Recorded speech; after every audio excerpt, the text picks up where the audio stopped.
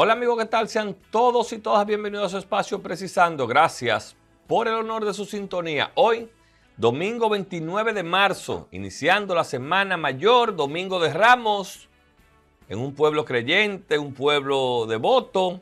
Y aquí estamos. Hoy, a propósito, vamos a tocar el tema de los desplazamientos en esta Semana Santa, las medidas que toman las autoridades y demás.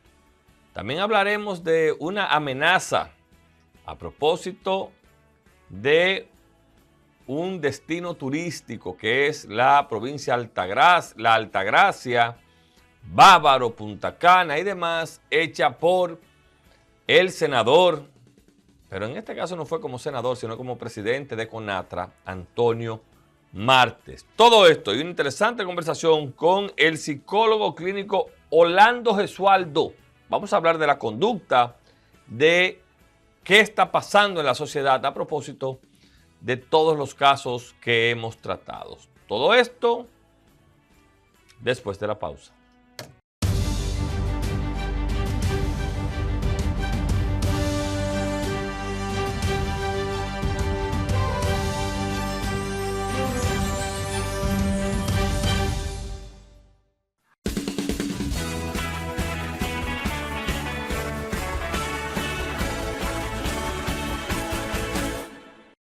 Gracias amigos por continuar con nosotros. Miren, como es tradicional en la República Dominicana, casi en todos los países que tienen esta devoción en Semana Santa y demás, muchos dominicanos, en el caso nuestro, se desplazan a destinos paradisíacos o a sus pueblos o aprovechan ese asueto de 2 días que tiene la Semana Santa para compartir con los suyos y demás. Pero también, lamentablemente, se ha convertido en una época donde el luto embarga a la familia dominicana y el conteo de las autoridades, en vez de ser de agrado, de felicidad y demás, se convierte en un conteo de hoy murieron tanto, o menos que el año pasado, y así sucesivamente. Y todo esto pasa muchas veces por la ciudadanía no escuchar, no atender los llamados de la autoridad. Y que tenemos que reconocer que en los últimos años, últimos 3, 4 años, se han hecho esfuerzos más allá de lo posible para lograr una disminución en los accidentes de tránsito, una disminución por ahogamiento, una disminución por esos humos que se dan mucha gente y que mueren intoxicados y demás. Pero aún así, seguimos teniendo muchísimas víctimas. Porque que usted me diga a mí que en 2, 3 días fallecen 12, 13, 14, 1, 2, lo que sea, es mucho. Y en su mayoría pasa por irresponsabilidad del mismo ciudadano. Yo no soy de los que van a venir aquí a querer justificar o a quererle echarle la culpa a la autoridad solamente, pero no ahora en este gobierno, nunca lo he hecho. Y nunca lo he hecho porque nadie más puede cuidar su vida que usted. Nadie más puede estar más atento a cuidarse que uno mismo. Pero aquí tenemos una cantidad de ciudadanos irresponsables que se ponen guapos cuando en el puente Juan Carlos, por ejemplo, de las Américas, van en una camioneta 30 atrás. ¿Y qué hace la MET? Lo detiene. No pueden continuar así. Lo montan en una guagua y que sigan su trayecto. Pero ustedes creen que eso es lo que tiene que hacer la autoridad. Porque le voy a poner un ejemplo. En Estados Unidos, el Día de Acción de Gracias, se desplazan millones de gente. Y usted no ve esas cosas. Aquí se desplazan 3 y pasa eso. En Estados Unidos, millones de gente. Y la gente respeta las leyes, la autoridad hace su trabajo y no pasa eso. Pero en República Dominicana no. Lo primero es que montan una botella de romo adelante. Y si la autoridad lo para, tenemos la cachaza de decir que no nos dejan disfrutar. Eso no es disfrutar. Cuando aquí tengamos un asueto largo como Semana Santa, sin un muerto, eso es disfrutar. Y ahí nadie, le aseguro, nadie le va a dar el mérito a la autoridad. Ah, no, ahí somos ciudadanos prestantes, somos ciudadanos civilizados y demás. Mentira. Lamentablemente, y esto es una crítica ciudadana, tenemos una sociedad irresponsable. Tenemos una ciudadanía, lamentablemente, que vulnera a la autoridad, que viene por muchos años eso, y cuando se ha querido poner orden, se critica. Entonces, en mi caso, yo le hago un llamado a la sociedad que se va a desplazar. Respeten las leyes, respeten la autoridad y ustedes verán que tendremos una Semana Santa con menos muertos. No puede ser, es inadmisible que una semana que sea de disfrute se convierta en una contabilidad de muertos, se convierta en una contabilidad comparativa de cuánto murieron el año pasado y cuánto este año. Entonces, yo apelo a los que se van mañana. Hay muchos que se fueron el viernes, el que más puede. Para los que se van mañana, lunes, a los que se van el miércoles, a que tengamos la prudencia necesaria. Pero más que la prudencia, a que tengamos la responsabilidad necesaria. A que no sea, vuelvo y reitero, de llevar luto a la familia dominicana. A mí me destroza el corazón cuando yo veo al COE dando cifras. De verdad. Y reflexiono y me siento y digo, pero ven acá. No es una semana de gozo, de disfrute, de familiaridad. En el caso de los religiosos, de reflexión. Domingo de Ramos, ceniza, lo que usted quiera. Entonces, finalmente, mi llamado es a la prudencia. Mi llamado es al respeto a las leyes. Mi llamado es a la responsabilidad cívica. No le dejemos todo a la autoridad, porque la autoridad, gústele usted o no, está haciendo lo suyo, está haciendo su trabajo. La policía, Defensa Civil, Interior y Policía, el COE. Pero no puede ser que usted entienda que Faride tiene que manejar ese carro o que el jefe el director de la policía o el director del COE. Si actuamos con responsabilidad, tendremos menos casos trágicos en la República Dominicana. Señores, no se vayan, que cuando regresemos hablamos con Orlando Gesualdo. Él es psicólogo clínico. Vamos a hablar del comportamiento a propósito de las personas, de suicidios y de lo que está pasando en la sociedad dominicana y el mundo. Todo esto después de la pausa.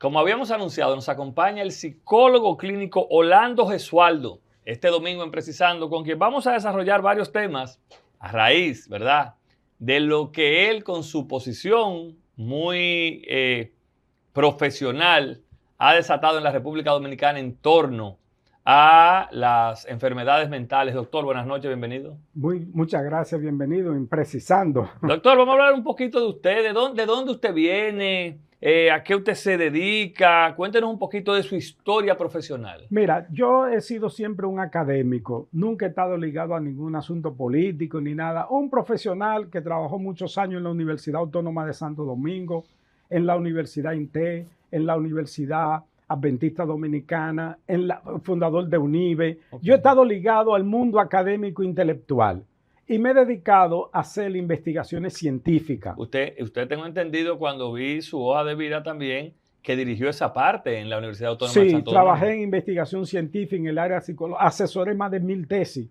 Yo tengo alrededor de más de 20,000 estudiantes que se graduaron en mi trayectoria asesorando por mí la investigación científica. O sea que yo tengo una idea muy clara de lo que es el problema de salud mental. ¿De dónde viene la inquietud?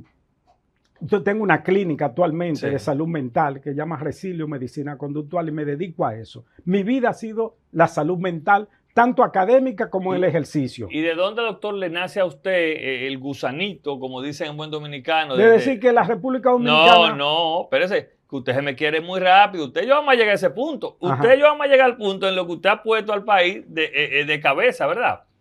Pero el gusanito de la psicología, ¿qué lo motiva a usted? Porque sería interesante que la gente sepa cómo una gente decide estudiar psicología. ¿Hubo algún caso que a usted le impactó? ¿Cómo nace esa? Bueno, increíblemente, nace de una evaluación que me hizo la Universidad Autónoma antiguamente.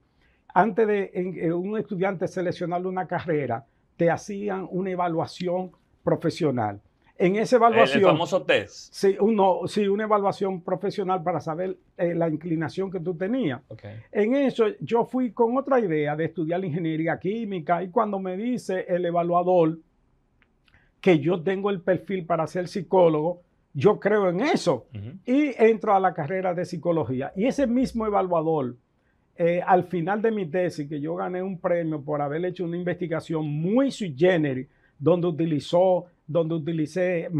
un programa computarizado que en el país nunca se había utilizado, el SPSS.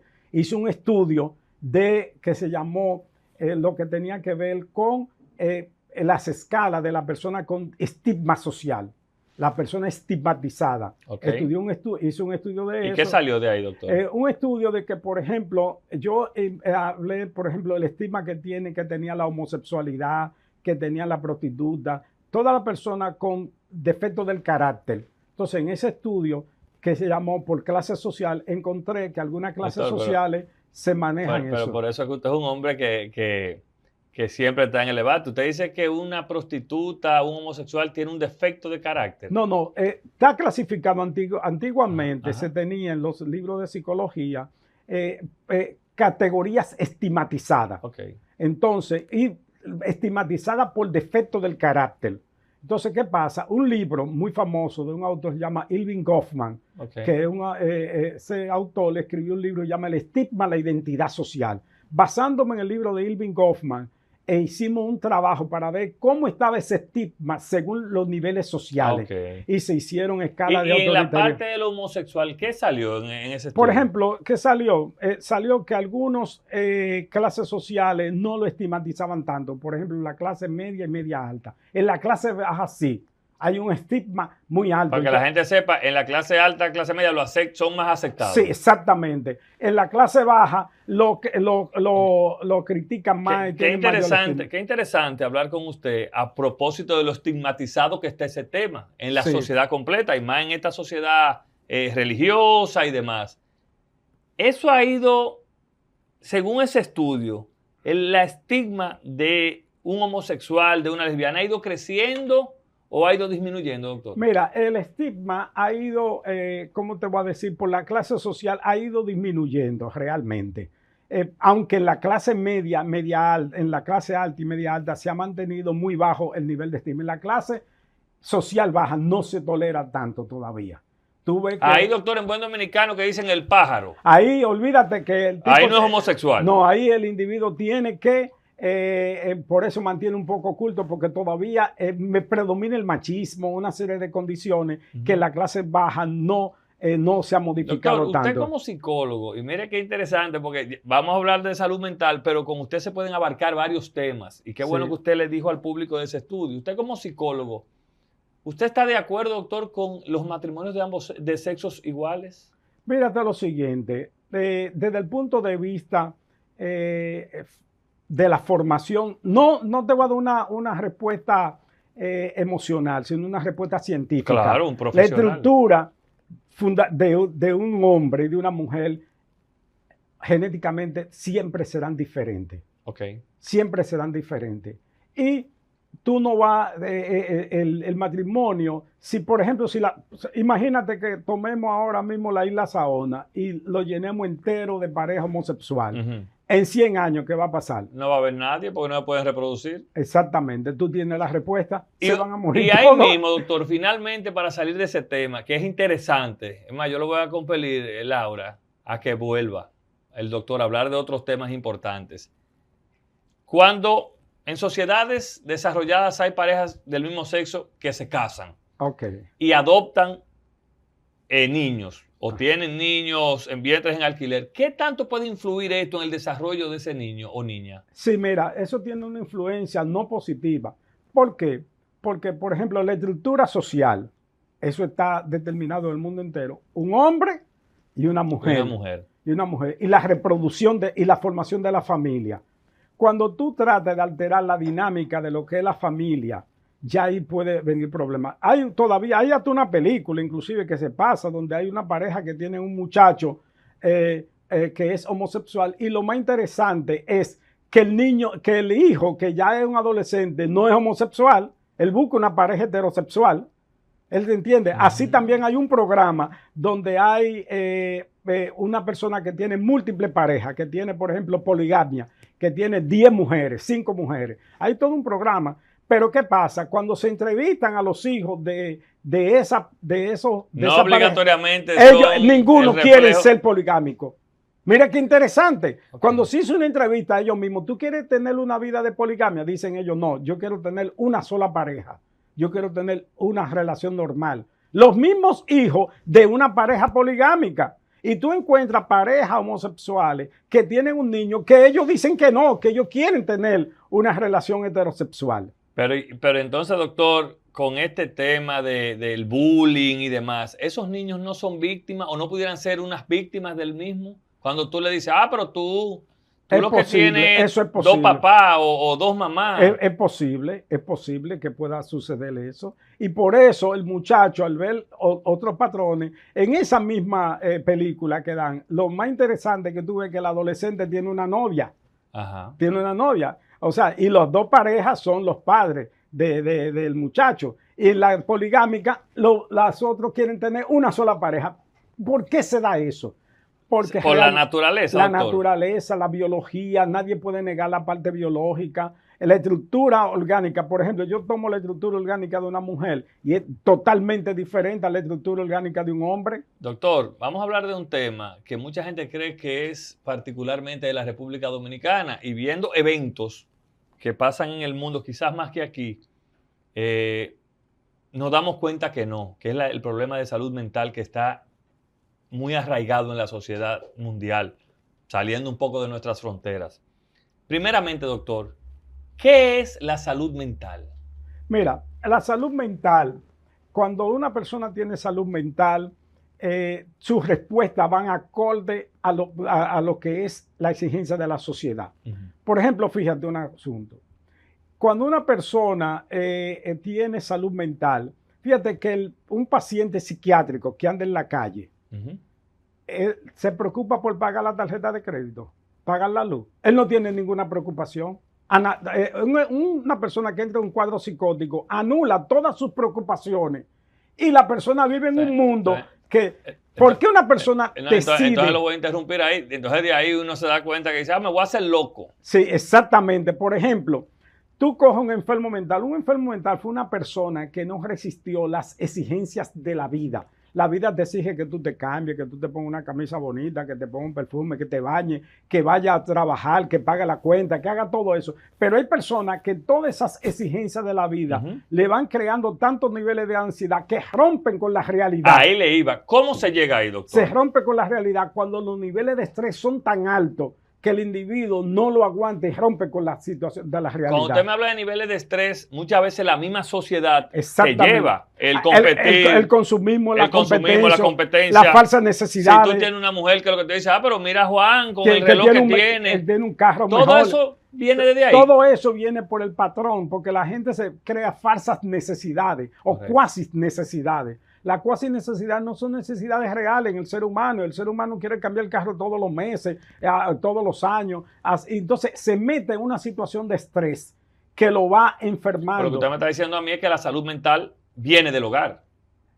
Viene del hogar y viene también de su estilo de vida. Porque hay muchos padres también que desde joven estresan a los muchachos con esos niveles de competencia. Y de su estilo de vida. Por eso tú encuentras que un millonario que tiene todo el dinero desarrolla un problema de depresión.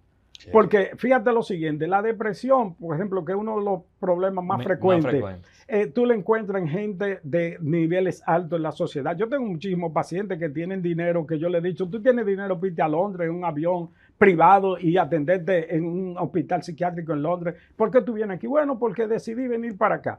Pero, ¿qué te quiero decir? Un tipo millonario que se supone que no necesita nada, con un estado depresivo. ¿Y por qué, doctor? Porque fíjate lo que pasa. A veces la gente con el afán de querer, de tener, se meten demasiados problemas, en demasiadas cosas, se crean niveles de ansiedad muy altos. El que tiene mucho cuarto debe mucho también. Debe mucho y también se meten más problemas. Claro. Se meten muchos problemas. También los problemas de tipo familiar. Entonces la depresión tú la encuentras en niños, la encuentras en adolescentes, en adultos, en ancianos, a todos los niveles. Y cada una tiene una categoría. Sí. Por ejemplo, en niños la depresión anaclítica, en adolescentes, en adultos también se deprime. Doctor, usted está hablando de vamos a poner un ejemplo, la adolescencia, la depresión en niños. En niños. ¿Con la depresión se vive, se cura o se sobrevive? Mira, la depresión puede tener dos elementos fundamentales. Una depresión que puede ser endógena. ¿Cuál es esa? La que tú tienes como de dentro de tu organismo, que no tiene ninguna justificación para tú estar depresivo. Que tú dices, ven acá, tiene un buen trabajo, una buena familia, una esposa, todo, ven acá, ¿por qué estás deprimido? Puede tener un problema endógeno de cambio bioquímico en el organismo. ¿Y entonces eso cómo se trabaja? Eso que, ya cuando hay cambio bioquímico en el organismo hay que darte un tratamiento de medicina psiquiátrica, que hay un montón ya diseñada para eso. Ahora, ¿qué sucede? Pero eso es... Cuando tú tienes una depresión... No, pero perdón, doctor, esa se va, la medicina se va anulando o eso es de por vida, la medicación? Eso es de por vida, realmente. Wow. De por vida, y no te voy a negar. No, pero eso, para eso usted está aquí. Es de por vida. El que tiene una depresión endógena que ha sido tratada es muy difícil. ¿Y la otra depresión? Depresión exógena, que surgen de circunstancias. Si tú tienes un problema hoy, uno mañana, uno traspasado, todos esos problemas se van acumulando y llega un momento que tú entras en un cuadro depresivo. Los medios de comunicación, doctor, ¿qué influencia están jugando los YouTube, los contenidos que estamos consumiendo en la salud mental? Mira, aquí debe de haber una regulación muy fuerte sobre los medios de comunicación. Primero, están afectando a los niños. Muchos programas afectan a los niños. Otros llevan mal mensaje. Por ejemplo, mira, la sociedad dominicana hay que estudiarla profundamente. Desde la época de Trujillo, los dominicanos creamos un perfil paranoico, con delirio de persecución, con miedo de que nos van a hacer daño, por la dominación. Por la dominación de la tiranía. ¿Qué pasa?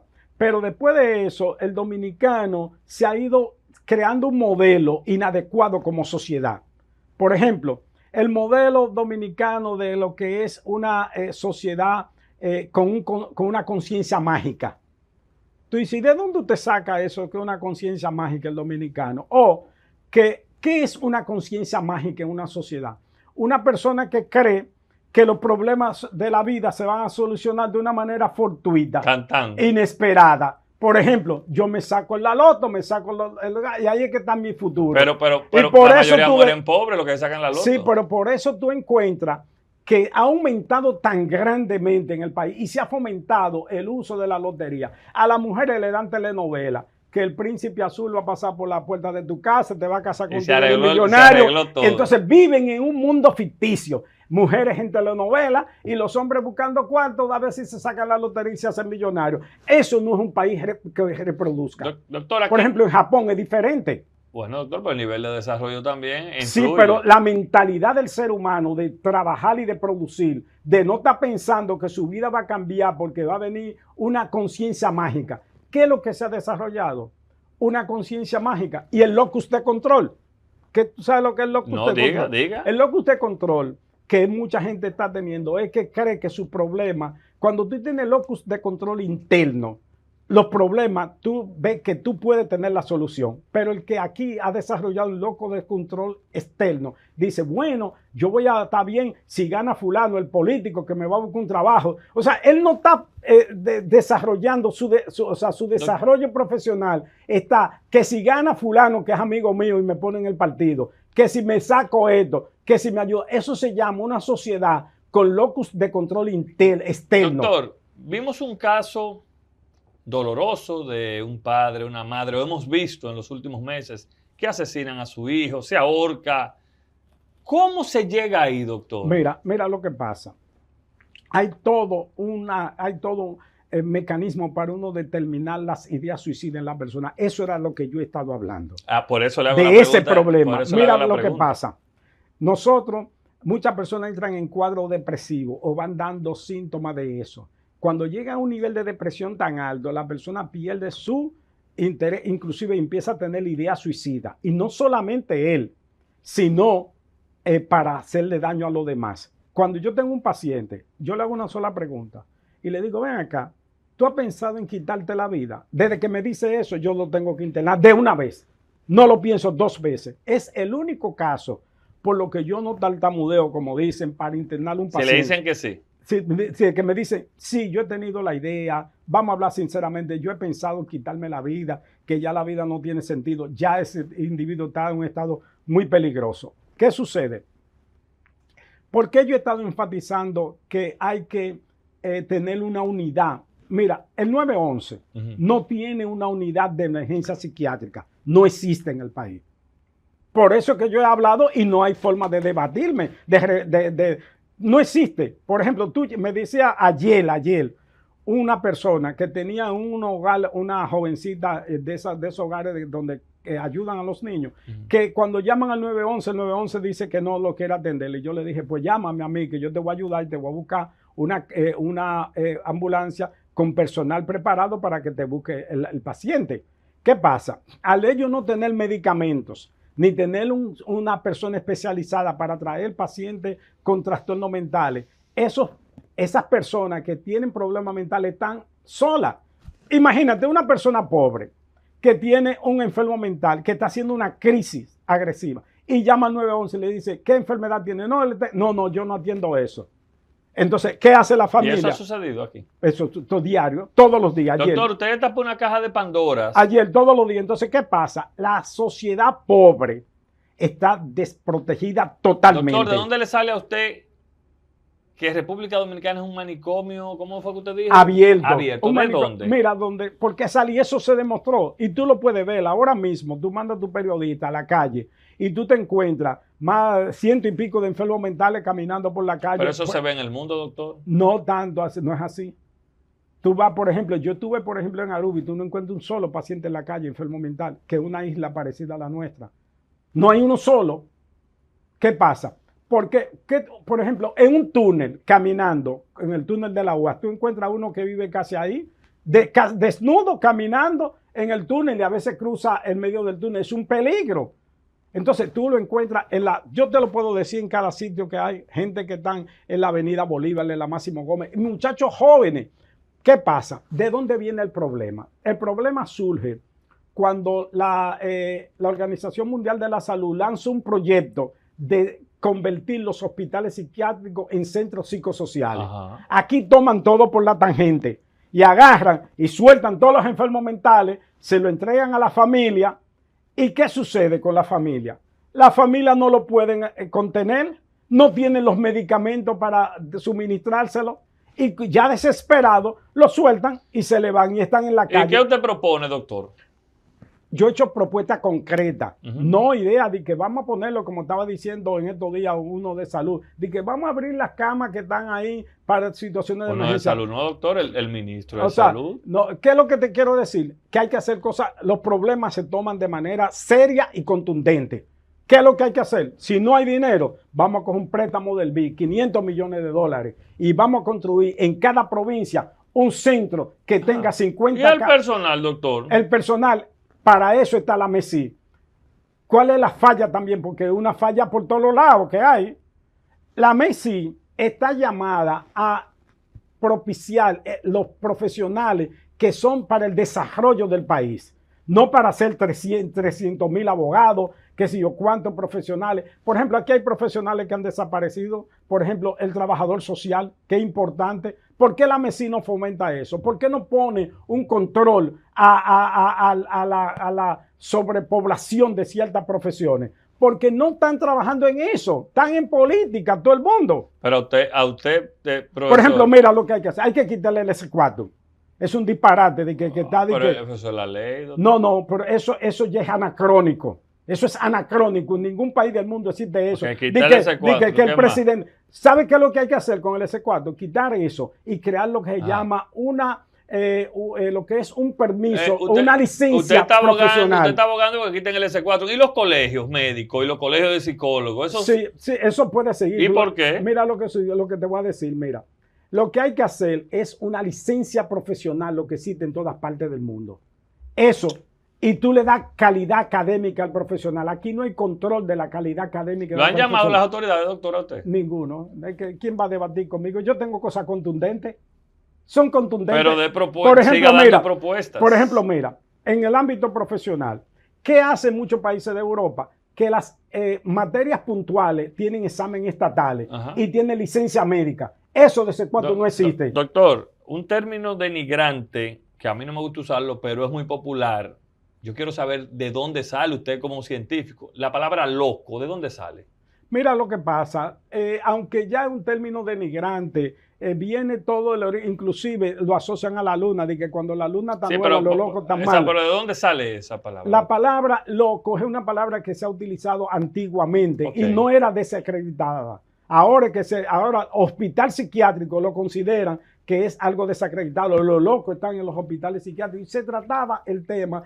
Esa palabra no tenía una connotación que le hemos dado ahora. Doctor, finalmente y rapidito, para ir a un psicólogo hay que tener problemas mentales. No necesariamente. Usted puede tener un problema de una preocupación que le pueda... Si usted hace una prevención antes de entrar a un problema más grave, usted asiste a un psicólogo. Usted ya sí puede... ¿Qué papel puede jugar en un tema de pareja un psicólogo, doctor? Muy importante, porque hay conflictos que solamente tienen que ver con comunicación. Con comunicación. Yo he tenido problemas tan simples que con una sola entrevista se ha resuelto.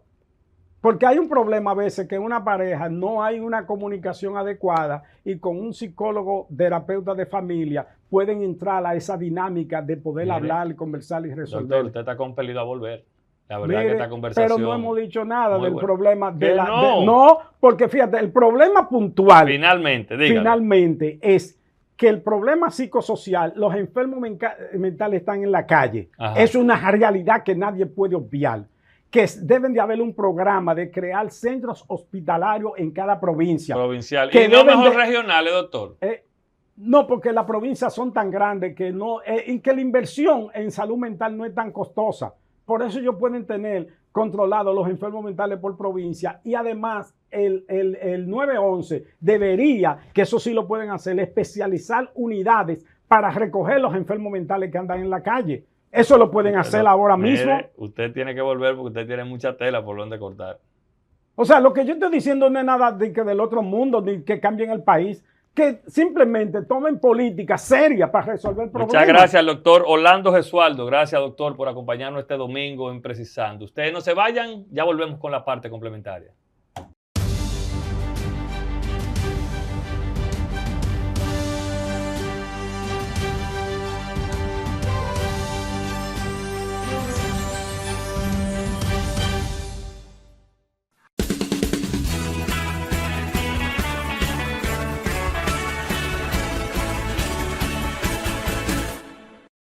Gracias, amigos, por continuar con nosotros. Miren,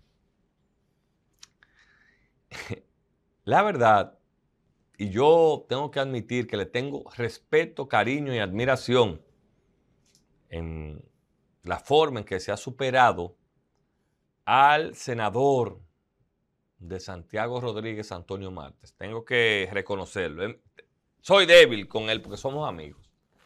Pero esa debilidad y esa amistad no me puede cegar al momento de hacerle una crítica constructiva a mi amigo Antonio Martes. Miren, Antonio Martes tiene que primero recordar que él es un legislador de la República Dominicana. Él es un senador electo por una provincia, pero es un legislador de la República Dominicana. ¿Por qué?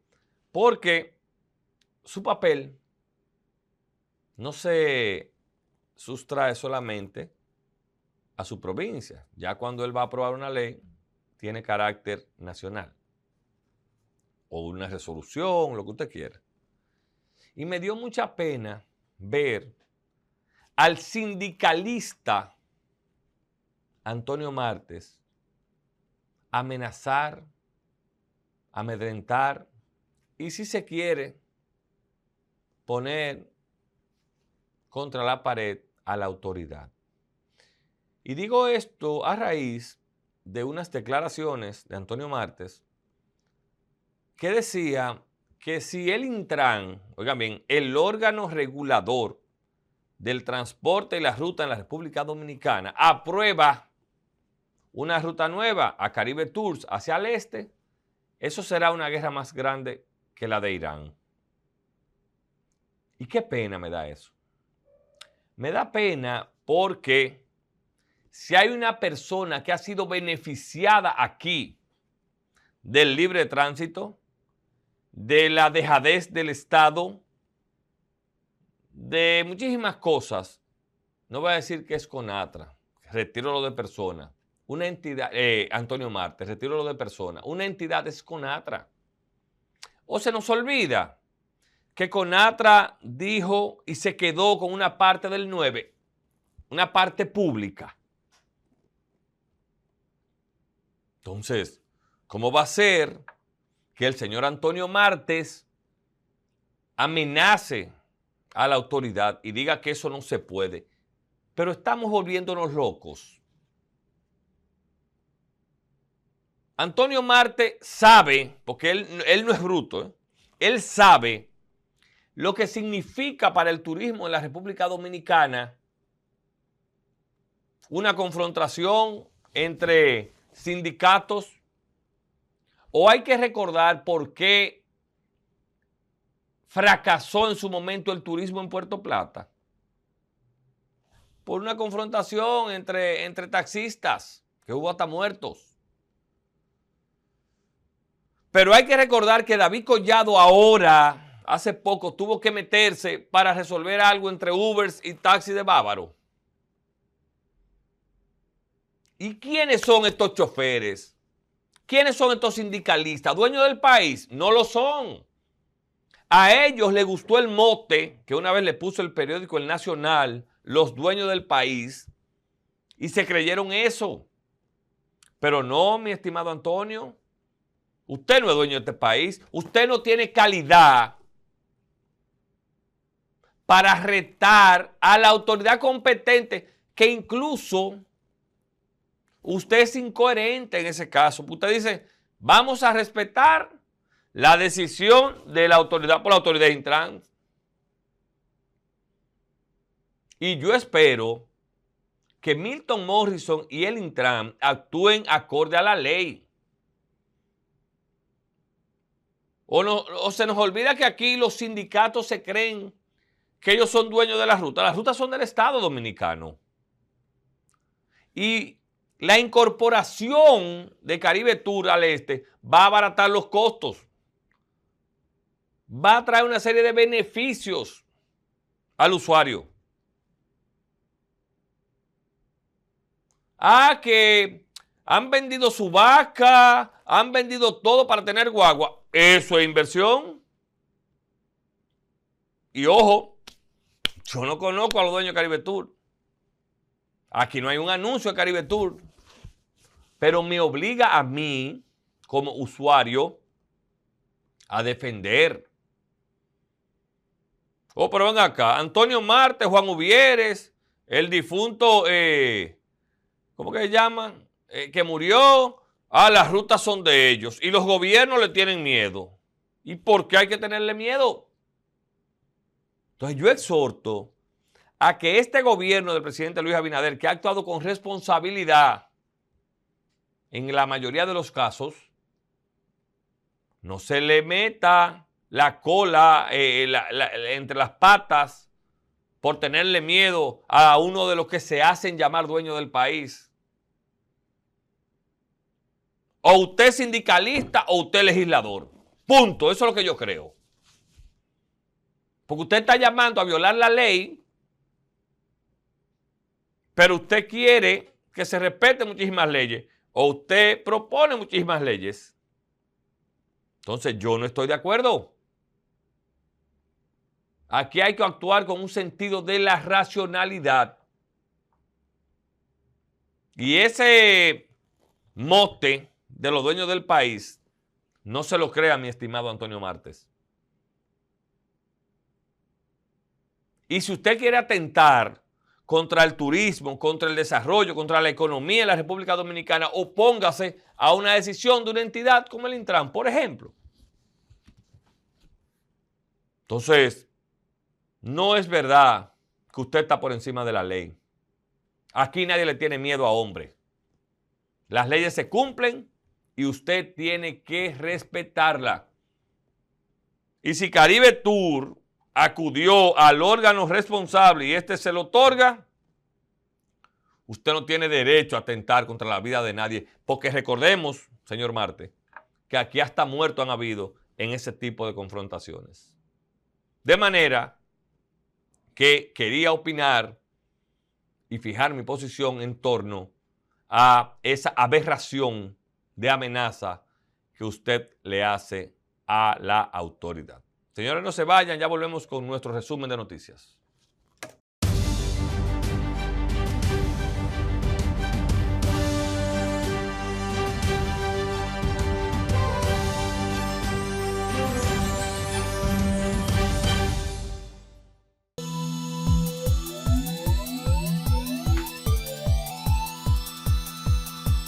Con el Domingo de Ramos, inicio de la Semana Santa. La Semana Santa inició este domingo 29 de marzo con la celebración del Domingo de Ramos, en la que los católicos del mundo recuerdan la entrada triunfal de Jesús a Jerusalén, antes de su pasión, muerte y resurrección. Los días centrales de la Semana Mayor, llamados Triduo Pascual, incluyen el lavatorio de los pies el jueves, adoración de la cruz el viernes y la vigilia pascual. La Cámara de Diputados sepultó las candidaturas independientes. Las aspiraciones independientes han quedado sepultadas. Los diputados aprobaron en segunda discusión el proyecto de ley que deroga los artículos 156, 157 y 158 de la Ley Orgánica del Régimen Electoral, así como la Ley 1519, lo que suprime del sistema de elecciones las candidaturas independientes.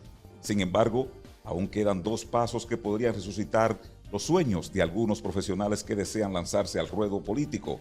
Uno es que el Poder Ejecutivo vete el proyecto que elimina las candidaturas independientes y el otro es el Tribunal Constitucional. No obstante, este último caso no existe unificación de criterios sobre el alcance de la fuerza que podría ejercer dicho órgano. El presidente Abinader reafirma la integridad como eje estratégico del Estado en Foro Global Anticorrupción en París. Durante su periplo por Francia, el presidente Abinader fue recibido por su homólogo de ese país, Emmanuel Macron, en el Palacio del Elíseo.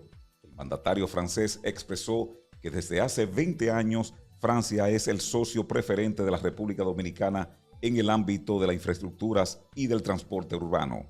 La presidencia de la República Dominicana ha calificado de exitoso el viaje del jefe de Estado dominicano, destacando sobre todo la firma del memorando de entendimiento por el canciller Roberto Álvarez y el secretario general de la Organización para la Cooperación y el Desarrollo Económicos, OCDE, Matías Corman. Esta iniciativa busca fomentar la cooperación, impulsar el intercambio de buenas prácticas, así como apoyar el fortalecimiento de políticas públicas conforme a estándares internacionales. Además, a invitación de la OCDE, el mandatario dominicano fue el orador principal en el Foro Global Anticorrupción, que reúne a 38 países. En ese escenario mundialista, Abinader afirmó que la integridad constituye un principio fundamental de su gobierno y un pilar esencial para el desarrollo económico y democrático del país. En otro orden, las negociaciones entre Estados Unidos e Irán continúan. Irán recibió una propuesta estadounidense de alto al fuego en medio de la escalada militar en Oriente Medio, según aseguraron funcionarios de Pakistán involucrados en la mediación. El plan, compuesto por 15 puntos y entregado a través de Islamabad, capital de Pakistán, busca establecer un cese temporal de las hostilidades y abrir la puerta de negociación más amplia entre Washington y Teherán. Tras casi un mes de guerra, Estados Unidos e Israel tienen claramente la superioridad aérea sobre Irán. El conflicto se vuelve cada vez más asimétrico. En contra de las previsiones de algunos expertos de la región, los iraníes han atacado y siguen atacando repetidamente a los estados del Golfo con sus misiles y sobre todo con drones. El régimen ha demostrado que tiene el control efectivo del estrecho de Hormuz y que es capaz de tomar como rehén a la economía mundial sin que Estados Unidos pueda hacer nada al respecto. Para Precisando, Miguel Tavares.